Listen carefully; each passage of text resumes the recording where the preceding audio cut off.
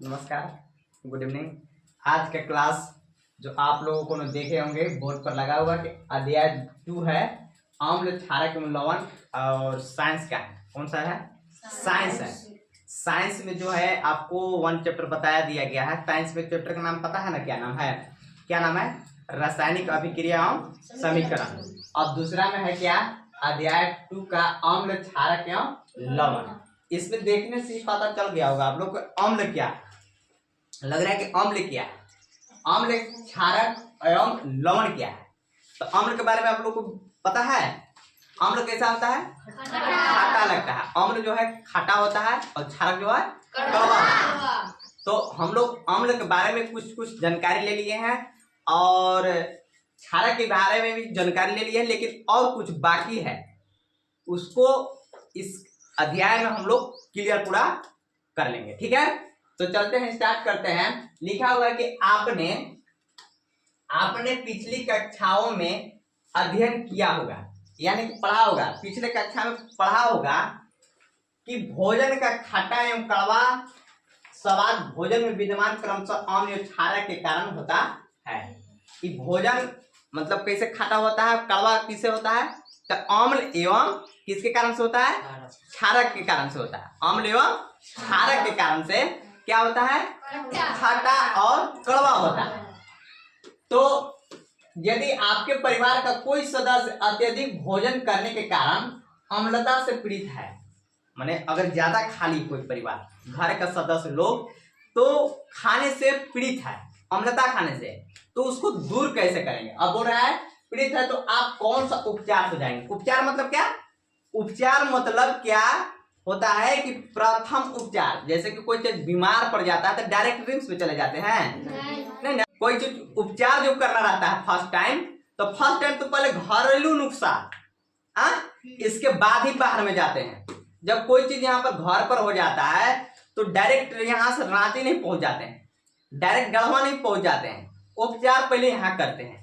तो वही बोल रहे हैं कि अम्लता से जो पीड़ित परिवार है उसको कैसे दूर करेंगे, उसको किस प्रकार का उपचार करेंगे। देखिए, आप किस गुणधर्म का ध्यान रखेंगे? आप जानते हैं कि अम्ल एवं क्षारक एवं दूसरे के प्रभाव को समाप्त करते हैं। यदि अम्ल से पीड़ित है तो कौन प्रभाव को दूर करेगा? क्षारक करेगा। यदि पीड़ित व्यक्ति अम्ल के कारण है तो क्षारक का यूज करना होगा, प्रयोग करना होगा, तभी आपको क्या होगा? वो आपको जो पीड़ित है उसको अच्छा होगा ना। यानी कि क्षारक एवं दूसरे के प्रभाव को समाप्त करता है। तो आपने अवश्य इसी जानकारी का उपयोग किया होगा।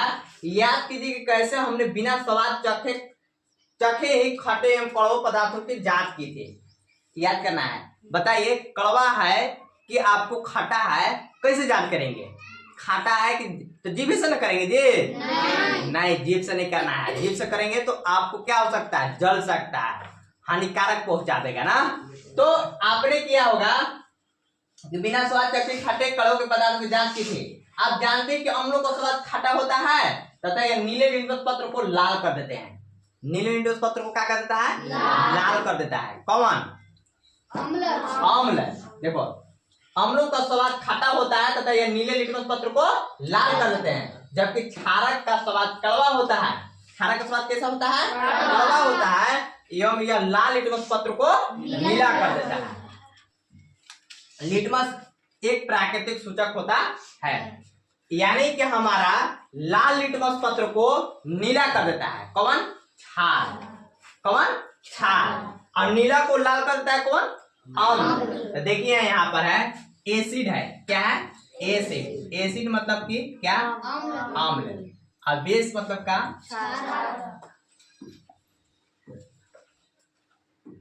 क्षारक ना। देखिए, यही लिटमस पत्र है। ये कैसा है? ये लिटमस पत्र नीला है, इसमें अम्ल है, एसिड है। क्या है? अम्ल है। देखिए अंदर नीचे कैसा कर दिया है? लाल। यानी हमारा नीला लिटमस पत्र अम्ल के साथ अभिक्रिया करेगा, कैसा हो जाएगा? लाल हो जाएगा। कैसा हो जाएगा? लाल। यदि लाल लिटमस पत्र है, कैसा लिटमस पत्र है? लाल लिटमस पत्र है, क्षार के साथ अभिक्रिया किया तो कैसा है? नीला। कैसा है? नीला कर दिया ना, नीला कर दिया। इसमें क्या है, क्षारक है, इसमें क्या है, क्षारक। मतलब कि नीला जो है, नीला लाल लिटमस पत्र जो है क्षारक के साथ अभिक्रिया कर रहा है, तो कैसा कर रहा है, नीला। और यदि यही नीला निष्पत्त पत्र है वो अम्ल के साथ अभिक्रिया करने के बाद कैसा कर रहा है, लाल। कैसा है, लाल। अब आगे है, देखिए क्या, एक लिटमस पत्र है, एक ये क्या है, सूचक है। क्या है, ये सूचक है। अब सूचक क्या होता है, अब आगे देखेंगे इसमें। देखिए क्या है, इसी प्रकार हल्दी भी एक ऐसा ही सूचक है। हल्दी देखे ना आप लोग, हल्दी सबको घर होता है ना, ये क्या है, एक सूचक है। क्या है, ये सूचक है। जिस प्रकार से एक लिटमस पत्र सूचक था, उसी प्रकार से एक सूचक क्या है, हल्दी है। क्या है, हल्दी है। क्या आपने कभी ध्यान दिया है कि सफेद कपड़े पर लगे सब्जी के दाग पर जब क्षारकीय प्रकृति वाला साबुन रगड़ते हैं तब उस धब्बे का रंग भूरा लाल हो जाता है। कैसा हो जाता है, ये भूरा लाल हो जाता है। जब देखे होंगे कि सब्जी का दाग उगरा लग जाता है, सफेद कपड़ा, सफेद कपड़ा मतलब साफ, माने कि साफ मतलब कि उजला, उजला कपड़ा पर जब गिर जाता है तो देखिए इस प्रकार से होता है। इसको धोते हैं तो पूरा लाल टाइप का हो जाता है। कैसा हो जाता है, काश से होने के बाद क्षार से। तो क्षार क्या है, कड़वा तो है, क्षार के जैसे कि साबुन, निरमा, ये क्षार है। तो इसमें जब रगड़ते हैं इसको तो लाल हो जाता है। कैसा हो जाता है, लाल हो जाता है। लेकिन कपड़े को अत्यधिक जल से धोने के पश्चात वो फिर से पीले रंग के हो जाता है।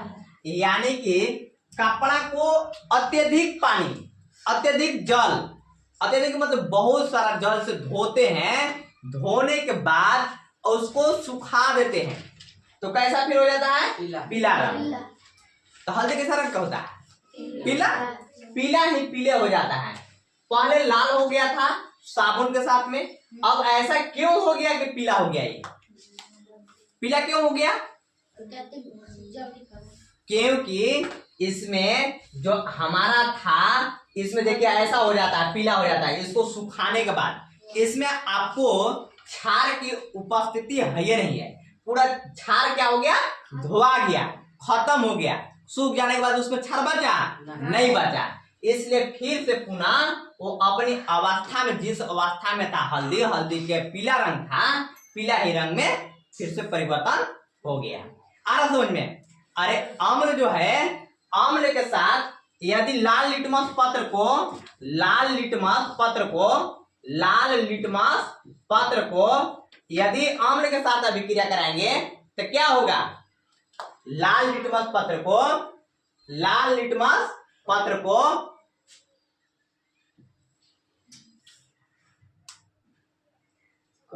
क्या हो जाना है कार्य,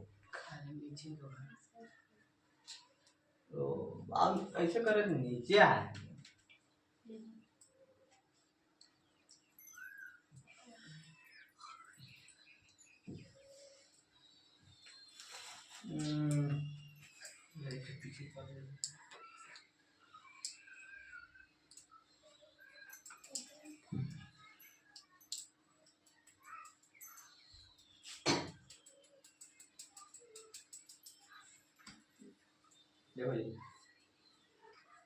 कोई पूछेगा कि लाल लिटमस पत्र को, कोई प्रश्न पूछेगा लाल लिटमस पत्र को अम्ल के साथ अभिक्रिया कराएंगे तो क्या होगा, लाल लिटमस पत्र को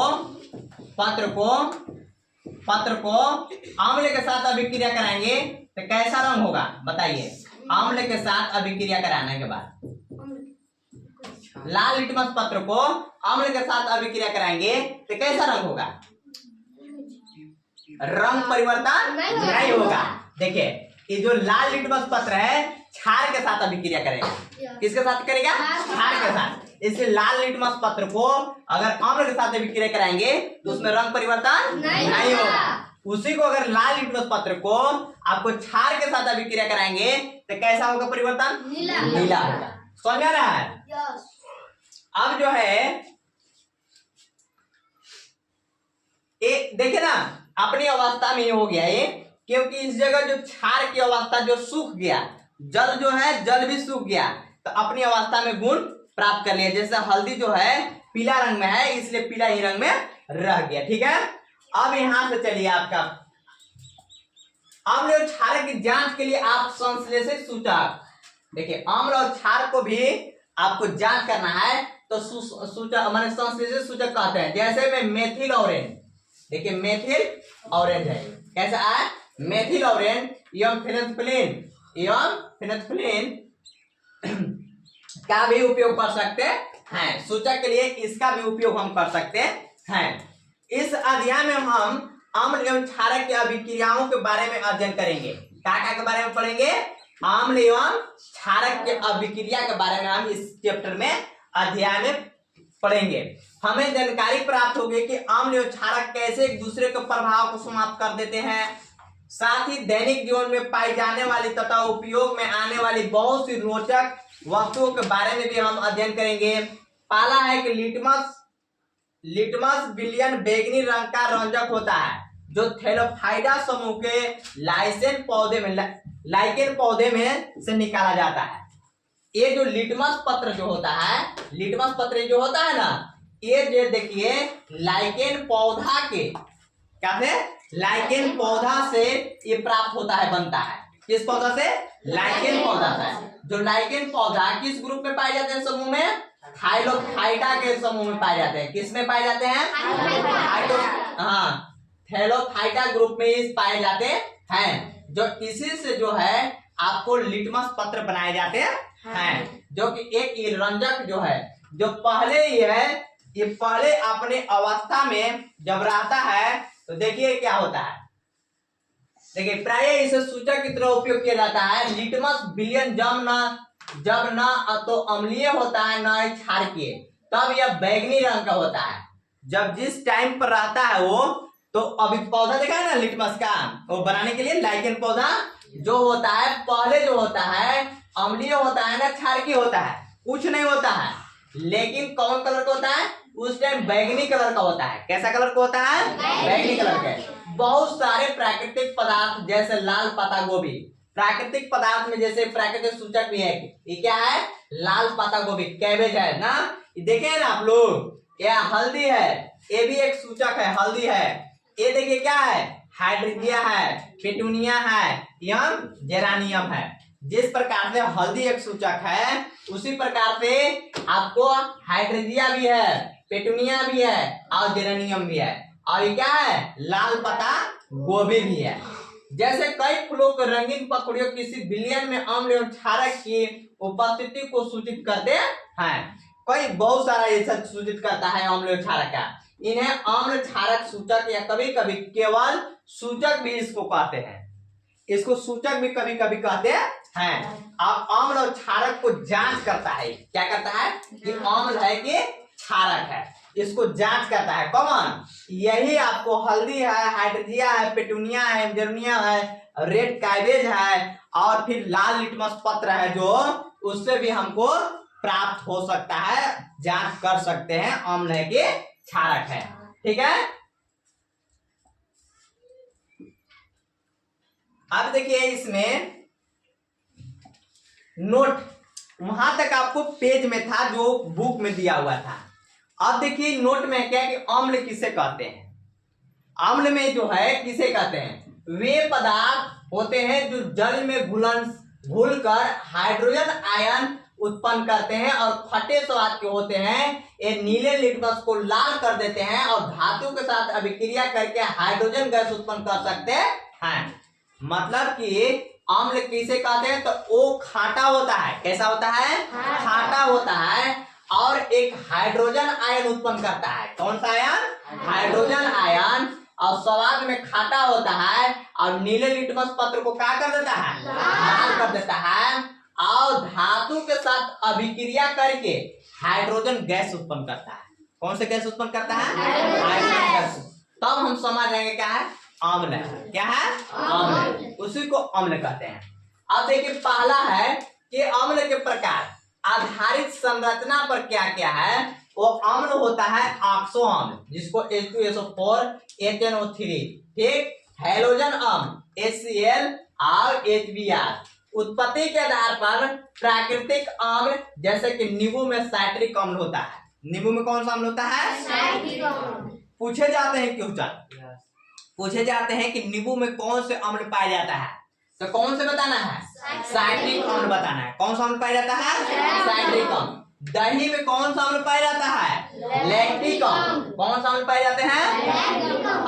अब देखिए प्राकृतिक अम्ल था, प्राकृतिक में जो प्रकृति से हुआ, जैसे नींबू है प्रकृति से मानव में निर्मित नहीं है, तो नींबू में कौन सा है? साइट्रिक अम्ल, और दही में कौन सा? लैक्टिक अम्ल पाए जाते हैं। कृत्रिम अम्ल मतलब कि मानव द्वारा निर्मित, जैसे सल्फ्यूरिक अम्ल H2SO4, हाइड्रोक्लोरिक अम्ल जैसे HCl, ये मानव निर्मित है। समझ आ रहा है ना? कृत्रिम अम्ल है। फिर शक्ति के आधार पर कौन सा अम्ल होता है? जो कि मजबूत अम्ल होता है HCl होता है, H2SO4 होता है। अब कमजोर अम्ल होता है एसेटिक अम्ल, जिसको बोलते हैं सिरका। अब कार्बोनिक अम्ल जिसको बोलते हैं सोडा वाटर। अम्ल का प्रयोग रसायन औषधि, अम्ल का प्रयोग रसायन औषधि, औषधि मतलब क्या? दवा में भी प्रयोग करते हैं, खाद्य एवं उद्योगों में भी किया जाता है अम्ल का प्रयोग। अम्ल का उपयोग कहाँ? औषधि में भी किया जाता है। खाद्य मतलब समझते हैं ना? यूरिया DAP खाद ना, खाने वाला पदार्थ में भी उपयोग किया जाता है। किसका? अम्ल का प्रयोग किया जाता है। दही में कौन सा अम्ल पाए जाते हैं? लैक्टिक अम्ल। कौन अम्ल पाए जाते हैं? इमली में कौन सा अम्ल पाया जाता है? इमली में कौन सा अम्ल पाया जाता है? इमली में देखिए यहाँ, नींबू में साइट्रिक अम्ल, दही में लैक्टिक अम्ल, इसी प्रकार से नींबू में क्या कौन सा अम्ल पाया जाता है? टार्ट्रिक अम्ल होता है। कौन सा अम्ल? इमली जो खाना होता है ना, टार्ट्रिक अम्ल पाए जाते हैं। नींबू में साइट्रिक, उसमें टार्ट्रिक होता है। ठीक है। अब जो है इसी प्रकार से आगे है क्षारक। अम्ल के बारे में पता चला कि अम्ल जो है स्वाद में खट्टे होते हैं, और क्या है? H+ आयन होता है उत्पन्न, और क्या होता है? धातु के साथ अभिक्रिया करके लवण प्राप्त करते हैं, हाइड्रोजन गैस प्राप्त करते हैं। और क्या प्राप्त हुआ? देखें, मानव निर्मित भी प्राकृतिक अम्ल भी है, मानव निर्मित भी है। और प्राकृतिक अगर कोई बोलेगा, प्राकृतिक सूचक के 2 उदाहरण देते। प्राकृतिक सूचक कौन कौन मिला? कौन कौन मिला प्राकृतिक सूचक? कौन कौन प्राप्त हुआ जी प्राकृतिक सूचक में? सल्फ्यूरिक अम्ल, ये नहीं हुआ सब, हाइड्रोक्लोरिक अम्ल। प्राकृतिक सूचक में लाल लिटमस पत्र हो गया, नीला लिटमस पत्र जिसको लिटमस पत्र बोलते हैं, और क्या हल्दी हो गया, और फूल का 2, 4, 5 को लिखवाए थे, वो क्या है? प्राकृतिक सूचक है। ठीक है। अब चलते हैं क्षारक, जिसको बेस बोलते हैं। क्या बोलते हैं? बेस। वे पदार्थ होते हैं जो जल में घुलकर हाइड्रोक्साइड आयन उत्पन्न करते हैं। अम्ल कौन सा आयन उत्पन्न करता था? H+ आयन करता था। कौन सा करता था? H+। इसमें कौन सा है? हाइड्रोक्साइड, जिसको OH- ना, और अम्लों के साथ अभिक्रिया करके लवण एवं जल का निर्माण करते हैं। ये अम्ल के साथ अभिक्रिया करके क्या का निर्माण करेंगे? लवण एवं जल का निर्माण। ये लाल लिटमस को नीला कर देते हैं। लाल लिटमस पत्र को कैसे कर देता है? नीला। और नीले लिटमस पत्र को क्या करता था? लाल कर देता था। ठीक है। और स्वाद में कड़वे होते हैं। स्वाद में कैसा होता है? कड़वा होता है। और स्वाद में क्या होता था? खट्टा होता था। क्या होता था? खट्टा होता था। और इसमें कहा है? कड़वा। ठीक है। क्षारकों के प्रकार, ये घुलनशीलता के आधार पर क्षार जो है, क्षार जो जल में घुल सकते हैं, जैसे सोडियम हाइड्रोक्साइड। जल में कौन सा घुलेगा? Sodium hydroxide. पोटेशियम हाइड्रोक्साइड, जिसको सोडियम हाइड्रोक्साइड सूत्र हो गया NaOH। पोटेशियम हाइड्रोक्साइड को क्या लिखेंगे? KOH। जैसे घुलने वाला ही हो गया सोडियम हाइड्रोक्साइड और पोटेशियम हाइड्रोक्साइड। अगर कोई बोल देंगे कि 2 क्षारक के नाम बताए जो कि जल में घुलनशील होते हैं, तो कौन कौन लिखना होगा? सोडियम हाइड्रोक्साइड और पोटेशियम हाइड्रोक्साइड। अब है अघुलनशील क्षार, जो कि पानी में जल में नहीं घुलता। कौन कौन हो गया? जैसे देखिए जल में नहीं घुलते हैं, जैसे एल्युमिनियम हाइड्रोक्साइड, मैग्नीशियम हाइड्रोक्साइड, दो हो गया। कौन कौन हो गया? मैग्नीशियम हाइड्रोक्साइड और कौन हो गया? एल्युमिनियम हाइड्रोक्साइड, जो कि अघुलनशील है, जल में घुलता नहीं है। कौन कौन नहीं घुलता है?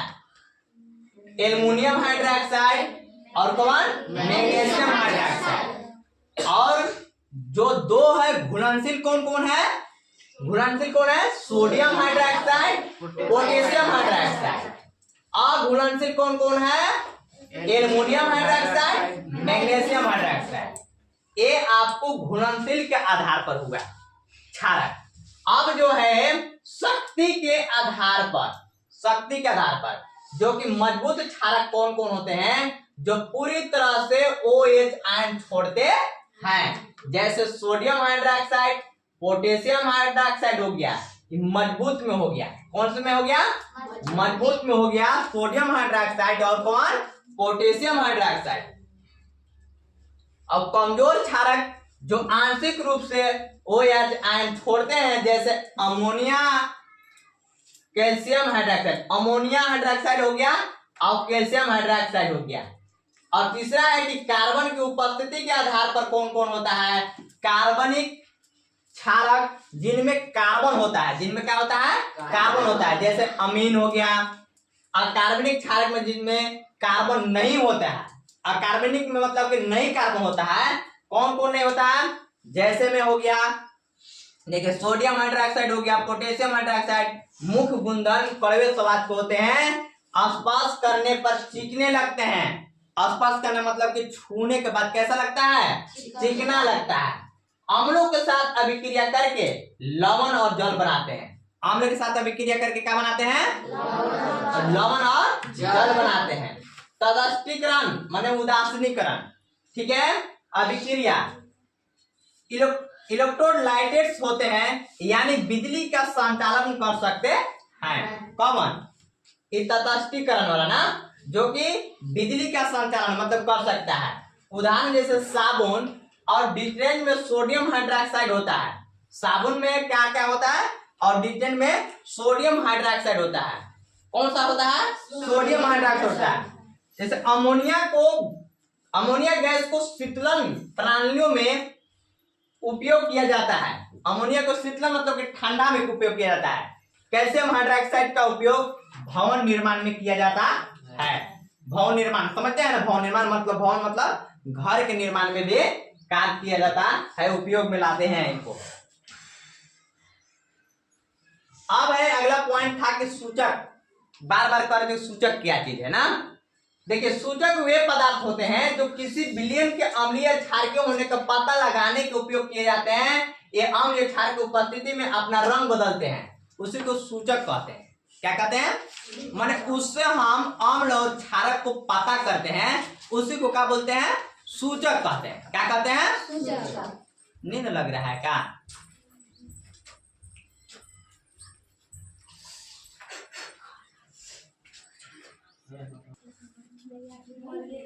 देखो सूचक जो है, सूचक वे पदार्थ होते हैं जो अम्ल एवं क्षार को पता लगाता है कि अम्ल है कि क्षारक है। देखिए अम्लीय क्षार के होने का पता लगाने के लिए उपयोग में लाते हैं, ठीक है। सूचक को, सूचक कितना प्रकार के होते हैं? तीन प्रकार का हुआ। एक प्राकृतिक सूचक हुआ, कृत्रिम सूचक हुआ, एक सर्वात्रिक सूचक, ठीक है। अब जो है सूचक प्रकार, प्राकृतिक सूचक में कौन कौन से आएंगे? ये पौधे या जीवों से प्राप्त होते हैं। कहां से प्राप्त होता है? जीवों से। जैसे लिटमस पत्र हो गया, अम्ल में लाल, क्षार में नीला हो जाता है। बात सही ना है? अम्ल के साथ अभिक्रिया कराने के बाद क्या हो जाता है? लाल हो जाता है। क्षार में अभिक्रिया करने के बाद क्या हो जाता है? नीला हो जाता है। जैसा हल्दी है, हल्दी भी एक प्राकृतिक सूचक है। अम्ल में पीली हो जाती है और क्षार में लाल हो जाती है। क्षार के साथ अभिक्रिया कराने से तो कैसा हो गया था? साबुन से धो रहे थे जब तक लाल हो गया था। जैसे गुलाब जल, अम्ल में गुलाबी, क्षार में हरा हो जाता है। अम्ल में कैसा हो जाता है? गुलाबी, और क्षार में क्या हो जाता है? हरा हो जाता है। तो गुलाब जल वाला में, जैसे गुलाब वाला जो फूल था ना, उसमें भी ऐसा होता है। दूसरा है कृत्रिम सूचक। प्राकृतिक सूचक में कौन कौन से आए? एक लिटमस पत्र आ गए, और एक हल्दी भी आ गया, एक गुलाब जल भी आ गया ना। तो जो है इसमें हमारा कोई पूछेगा प्राकृतिक सूचक के दो उदाहरण दे तो कौन कौन बताएंगे? एक लिटमस पत्र और एक हल्दी बता देना है, ठीक है। अब जो है अब बोलेंगे कि जो अम्ल के साथ अगर लाल लिटमस पत्र है, अब अगर नीला लिटमस पत्र है अम्ल के साथ अभिक्रिया कराएगा तो कौन सा होगा? लाल होगा। और क्षार में अभिक्रिया कराएंगे मतलब कि लाल लिटमस पत्र को क्षार के साथ अभिक्रिया कराएंगे तो क्या हो जाता है? नीला हो जाता है। यहाँ तो समझ में आ गया। अब है कृत्रिम सूचक। कौन सा सूचक? कृत्रिम सूचक। ये प्रयोगशाला में बनाए जाते हैं। ये कहाँ बनाए जाते हैं? प्रयोगशाला में बनाए जाते हैं। मेथिल ऑरेंज जैसे हो गया, अम्ल में लाल, क्षार में पीला, फिनोल्फिन जो होता है और में रंगहीन।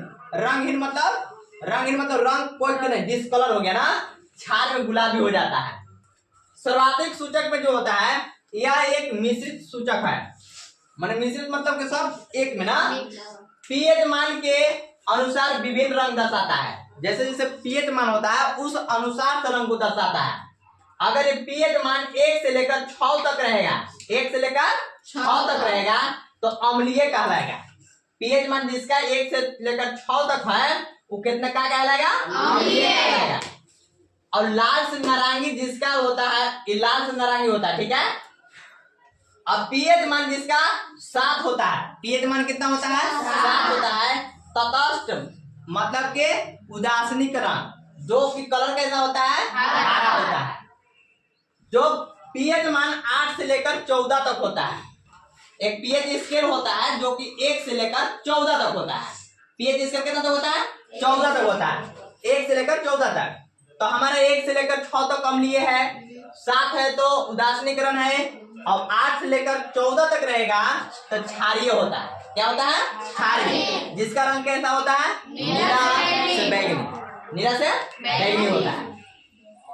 अब जो है रसायन विज्ञान प्रयोगशालाओं में अम्ल और क्षार की पहचान के लिए दूसरा ये जो सूचक का उपयोग कहाँ कहाँ होता है? तो सूचक का उपयोग होता है रसायन विज्ञान प्रयोगशाला में। जो प्रयोगशाला प्रयोग करते हैं, दिखाते हैं, वहां पहचान के लिए किया जाता है।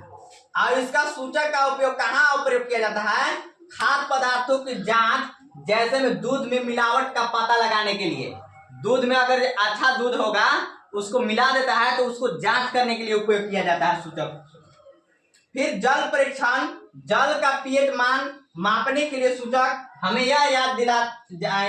यह जानने में मदद करते हैं कि कोई पदार्थ अम्लीय या क्षारीय उदासीनीकरण है। यहाँ पर हमारा इसको उपयोग में लाते हैं सूचक को। अब यहां से आपका क्वेश्चन हो जाता है। क्वेश्चन बुक में दिया हुआ है कि आपको 3 प्रश्नावली दी गई है, इनमें से एक में आश्रित है, यहाँ आश्रित जल एवं शेष 2 में से एक में अम्लीय विलयन तथा दूसरे में क्षारीय विलयन है। यदि आपको केवल लाल लिटमस पत्र दिया गया है, कौन पत्र दिया गया है? 3 जो है, 3 आपको 3 जो प्रश्नावली है, प्रश्नावली मतलब समझते ना, इस पार से उस पार दिखने वाला डब्बा, जैसे कांच वगैरह के गिलास वगैरह, इस पास उस पास देखते हैं ना, 3 गो है। एक में है आश्रित जल, एक में क्या है? आश्रित जल। दूसरा में है क्या? अम्ल विलयन है, और तीसरा में क्षारीय विलयन है। तो आपको बता, यदि आपको केवल लाल लिटमस पत्र दिया है, क्या?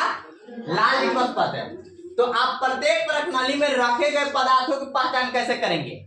बताइए। एगो में आश्रित जल है, एगो में अम्लीय विलयन है, एगो में क्षारीय विलयन है। तो इन तीनों को जांच करना होगा। तो आप कैसे जानेंगे कि अम्लीय है, कि क्षारीय है, कि आश्रित जल है? चिखिए करके ना पता करेंगे। क्या करेंगे? लाल लिटमस पत्र है, आपको दे दिया गया, क्या? लाल लिटमस पत्र दिया हुआ है। तो आप कैसे इसको जांच करेंगे? देखिए कैसे हम जांच करेंगे। उत्तर में लिखेंगे, यदि हमारे पास 3 प्रश्नावलियां हैं, एक में आश्रित जल, एक में क्या है? आश्रित जल, दूसरी में अम्लीय विलयन, दूसरी में क्या है? अम्लीय विलयन, और तीसरी में क्षारीय विलयन। तीसरी में कैसा है? क्षारीय विलयन। और हमें केवल लाल लिटमस पत्र दिया गया है। हमको कौन सा पत्र दिया गया? लाल लिटमस पत्र। तो हम निम्नलिखित तरीके से उनकी पहचान कर सकते हैं। कैसे कैसे करेंगे? देखिए, चरण पहला है, प्रत्येक परख नली में लाल लिटमस पत्र डालेंगे। प्रत्येक परख नली मतलब प्रत्येक परख नली बने मतलब कि आसुत जल है उसमें भी, अम्लीय विलयन है उसमें भी, क्षारीय विलयन है उसमें भी डालेंगे।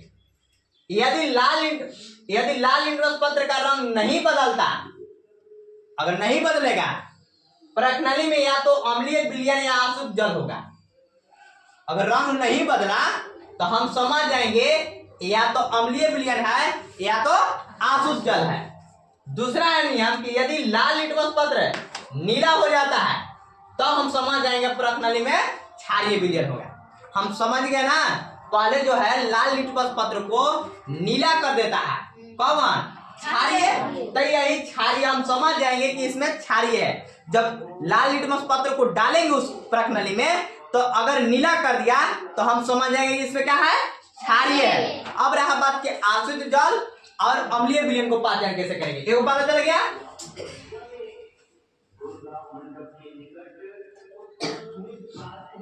चरण दूसरा है अम्लीय विलयन और आसुत जल की पहचान आप कैसे करेंगे। अब हमारे पास दो परख नलियां बची जिनमें देखो चरण दूसरा है कि अम्लीय विलयन और आसुत जल की पहचान कैसे करेंगे। अब तो लाल लिटमस पत्र था, क्षारीय अगर विलयन में डाला होगा तो कैसा हो गया होगा? नीला हो गया होगा। तो हम समझ गए कि क्षार है।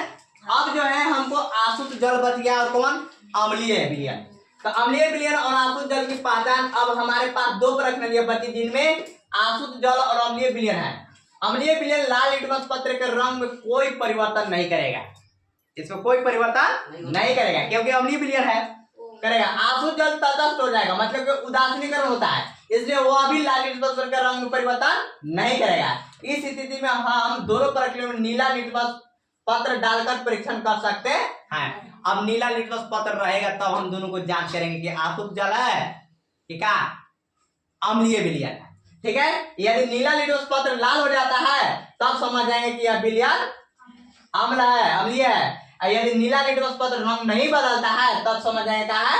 आसुत जल। आगे समझे, जैसे देखिए इसमें आसुत जल है, इसमें अम्लीय विलयन है, इसमें क्षारीय विलयन है। यदि इसको लाल लिटमस पत्र को इसमें डालेंगे तो कुछ इसका प्रभाव नहीं होगा, इसका लाल जो है लाल रह जाएगा। यदि इसमें डालेंगे अम्लीय विलयन में भी तो कुछ लाल है तो लाल रह जाएगा, लेकिन लाल लिटमस पत्र को जैसे ही क्षारीय में डालेंगे तो कैसा हो जाएगा? ये नीला हो जाएगा। कैसा हो जाएगा? नीला हो जाएगा। तो हम समझ जाएंगे क्या है? ये क्षारीय है। समझ आ गया? ये अभी नाम लिखा हुआ है ना, उस टाइम आपको परख नली में दिया हुआ रहेगा, कुछ नहीं पता चलेगा कौन आसुत जल है, अम्लीय विलयन है, कौन क्षारीय है। क्षारीय विलयन को कैसे जांच करेंगे? लाल लिटमस पत्र यदि उसका रंग कैसा हो जाएगा? नीला हो जाएगा तो हम समझे क्या है? क्षारीय विलयन में। जैसे देखो लाल लिटमस पत्र को जब क्षार में डाले हैं तो कैसा हो गया है? नीला हो गया। तो उसी प्रकार से लाल लिटमस पत्र हमारे पास दिया हुआ है तो हम समझ जाएंगे कि क्षारीय विलयन जहां जिसमें होगा वो नीला हो जाएगा। और दूसरा चरण में हम क्या किए कि आसुत जल और अम्लीय विलयन को नहीं जब पहचानने पा रहे हैं तो उसके लिए हमको क्या लाना पड़ेगा? नीला लिटमस पत्र को लाना पड़ेगा। नीला लिटमस पत्र अगर अम्ल के साथ अभिक्रिया कराएंगे तो कैसा हो जाएगा? लाल हो जाएगा। तो हम समझ जाएंगे कि ये अम्लीय विलयन है।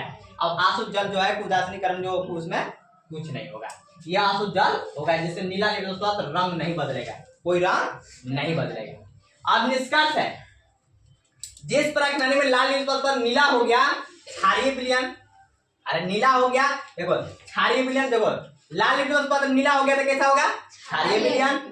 जिस परख नली में नीला लिटमस पत्र लाल हो गया अम्लीय विलयन हो गया। जिस परख नली में कोई भी परिवर्तन नहीं हुआ आसुत जल हो गया। जिसमें कोई परिवर्तन नहीं हुआ क्या हो गया? आसुत जल। जिसमें नीला लिटमस पत्र लाल हो गया अम्लीय हो गया। जिसमें लाल लिटमस पत्र नीला हो गया क्षारीय हो गया। ठीक है, इस प्रकार लाल लिटमस पत्र एक अतिरिक्त परीक्षण नीला लिटमस की सहायता से हम तीनों विलयन की पहचान कर सकते हैं। माने एक लाल लिटमस पत्र और एक नीला लिटमस पत्र लेकर के हम जांच कर सकते हैं कि ये अम्लीय है कि ये क्षारीय है। यहाँ तो समझ में आ रहा है? अब जो है अम्ल एवं क्षारक के रासायनिक गुणधर्म समझना। प्रयोगशाला में अम्ल एवं क्षारक क्रियाकलाप 2.1 विज्ञान की प्रयोगशाला से हाइड्रोक्लोरिक अम्ल क्रियाकलाप 2.1 में किताब में आपको दिया हुआ है, क्रियाकलाप में ये दिया हुआ है कि आपको क्या करना है। विज्ञान की प्रयोगशाला से हाइड्रोक्लोरिक अम्ल HCl, सल्फ्यूरिक अम्ल H2SO4, नाइट्रिक अम्ल HNO2, एसिटिक अम्ल CHCOOH, sodium hydroxide, calcium hydroxide, potassium hydroxide, magnesium hydroxide एवं अमोनिया हाइड्रोक्साइड बिलियनों को नमूने एकत्र कीजिए। इस सबको क्या करना है, जमा करना है। क्या जमा करना है, हाइड्रोक्लोरिक अम्ल, सल्फ्यूरिक अम्ल, नाइट्रिक अम्ल, एसिटिक अम्ल, जितने भी है ये अम्ल आपको क्या करना है, जमा करना है, एकत्र करना है।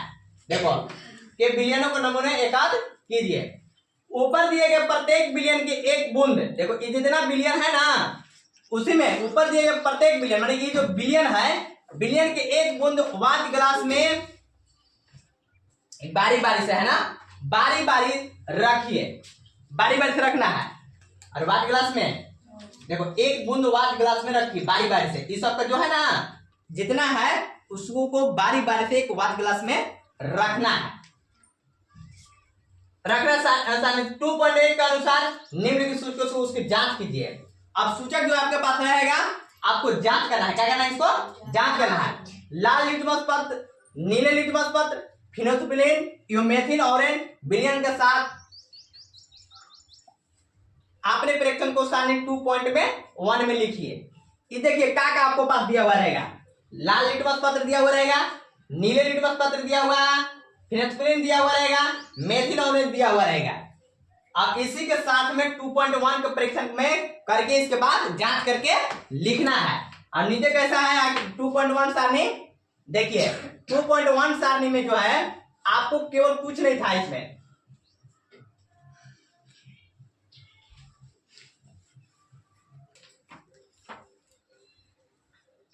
देखिए इस सारणी दिया हुआ है आपको, जो जो दिया हुआ था उसमें बिलियन, उसका नाम था क्या, ACl था, H2SO4 था, HNO3 था, CH3COOH था, ये सब पूरा बिलियन दिया हुआ था 9 को।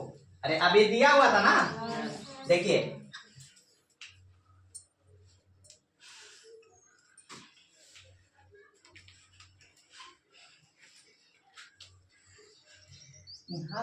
चल जा रहा है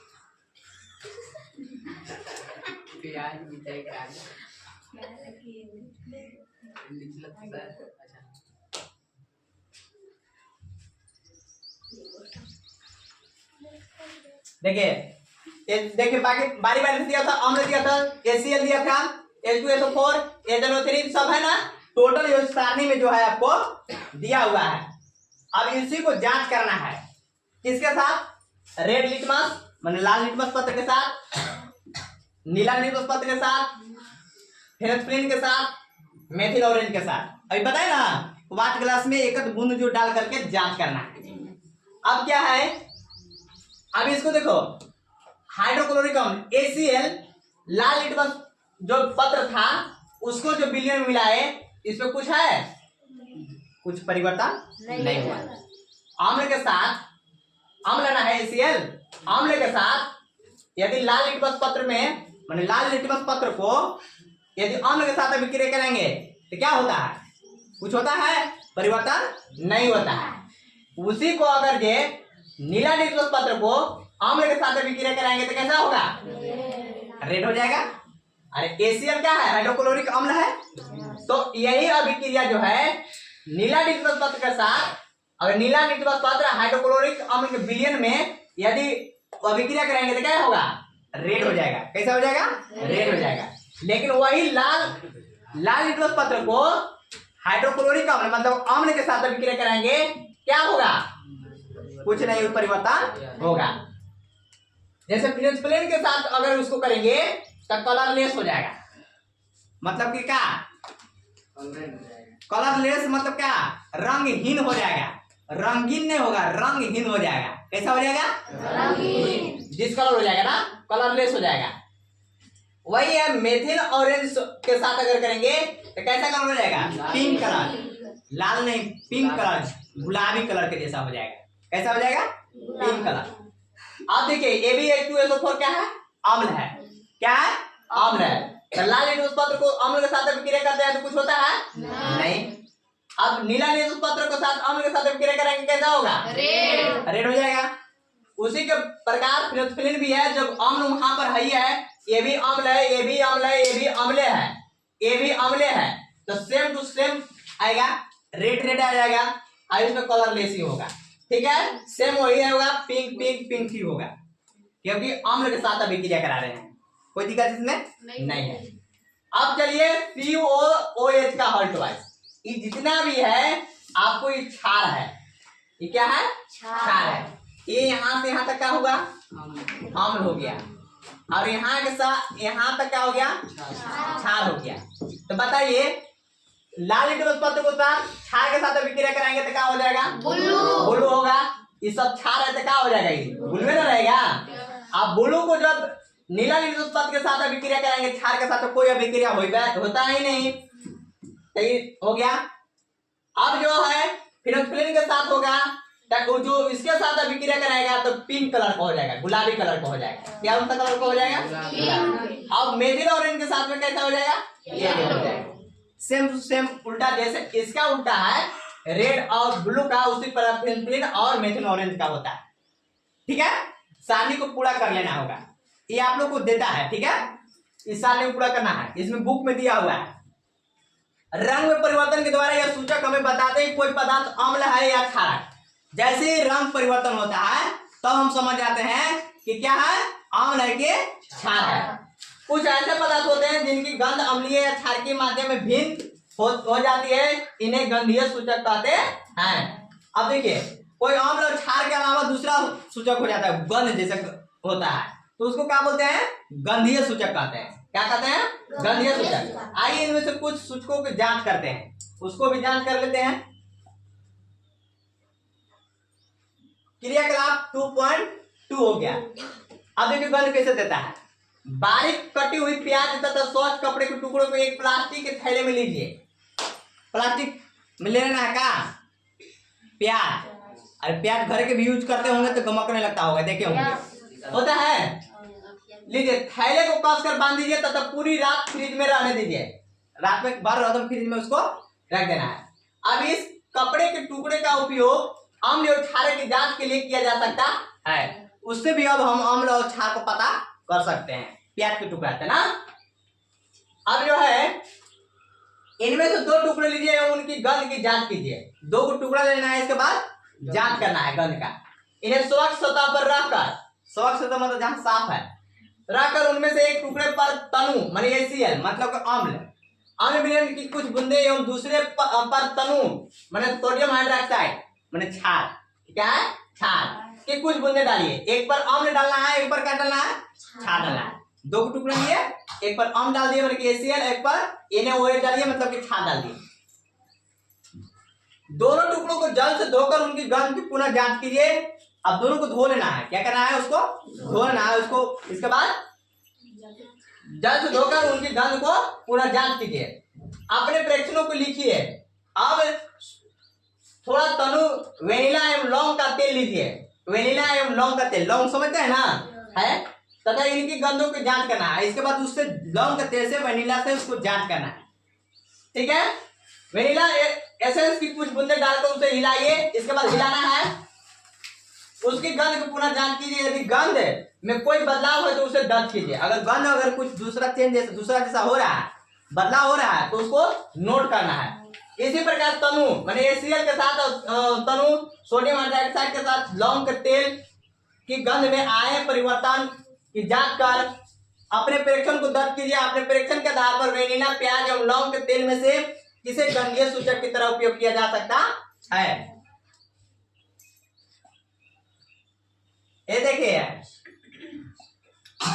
प्याज है, ये क्या है? लौंग तेल है, वेनिला है। देखिए ओनियन है, एसिड मतलब कि अम्ल है, इधर क्षार है। ये क्या है? अम्ल, और इधर क्या है? क्षार है। देखिए रिमेन्स स्मेल मतलब अवशेष की गंध। गंध हो रहा है, अवशेष की गंध, बेस मतलब इसकी गंध खो जाती है।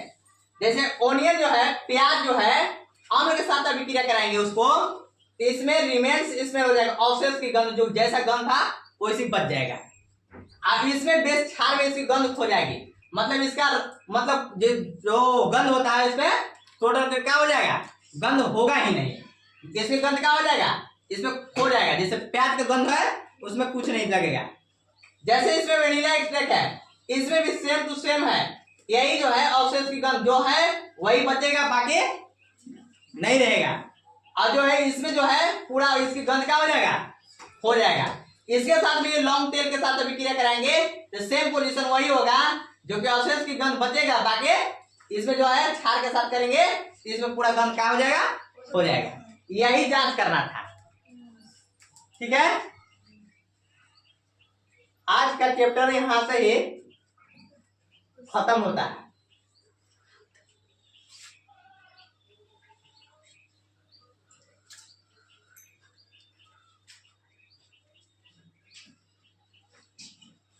तो आप लोग को कैसा वीडियो लगा?